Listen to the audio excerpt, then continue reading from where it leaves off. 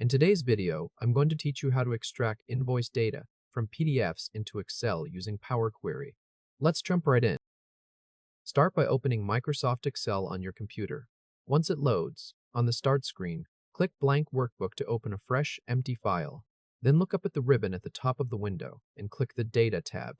The ribbon will switch to the Data tab, and on the left side you'll see the Get and Transform Data group, which is exactly where we need to be. Now we'll launch the PDF connector. Inside the Get and Transform Data group, click Get Data. A drop-down menu will appear. Hover over from File, and a side menu will slide out. From that side menu, click From PDF. A file picker window will pop up so you can choose your file. Navigate to the folder where you saved the sample invoice PDF. Once you find it, click sampleinvoice.pdf one time to select it, and then click Import in the bottom right corner of the file picker. Excel will spend a moment analyzing the PDF, and then the Navigator window will open up. In the Navigator window, look on the left side. If the list under sampleinvoice.pdf isn't already expanded, click the small triangle next to it to open it up. Now click each item in the list one at a time. As you click, you'll see a live preview on the right side. Tables are labeled Table 001 Page 1, Table 002 Page 1, and so on, while pages are labeled Page 001 and similar.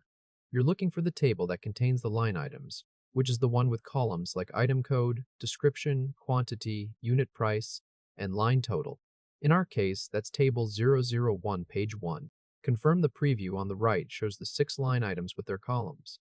Then click Transform Data at the bottom right. The Power Query editor will open in a new window with the table loaded. Take a look at the table inside the editor. You'll notice the first row actually contains the header labels, but the column headers above currently read Column 1, Column 2, and so on. To fix this, click the Home tab in the ribbon if it isn't already active. Then in the Transform group, click Use First Row as Headers. The first row will jump up into the header area, and the column names will now correctly match the invoice. Next, we need to set the data types for the numeric columns. Right-click the Quantity column header, hover over Change Type in the menu, and click Whole Number. Now right-click the Unit Price column header, hover over Change Type, and click Decimal Number. Then right-click the Line Total column header, hover over Change Type, and click Decimal Number again. If Excel prompts you with a Replace Current conversion message on any column, just click Replace Current to continue. Now let's give the query a clean name. Look on the right side of the Power Query editor and find the Query Settings panel. Under Properties, click into the Name field.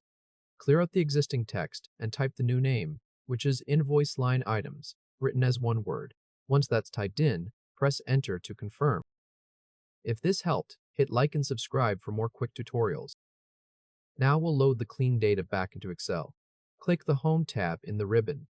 On the far left, click the bottom half of the Close and Load Split button, which is the small arrow underneath the icon.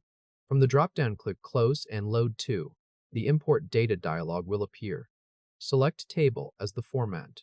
Under the section that says Where do you want to put the data, select Existing Worksheet and make sure the cell reference equals $A$1 is filled in. Click OK to finish.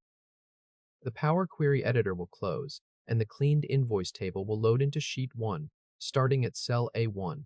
Sheet 1 now contains an Excel table with 5 columns: item code, description, quantity, unit price, and line total, along with 6 rows of invoice line items pulled directly from the PDF.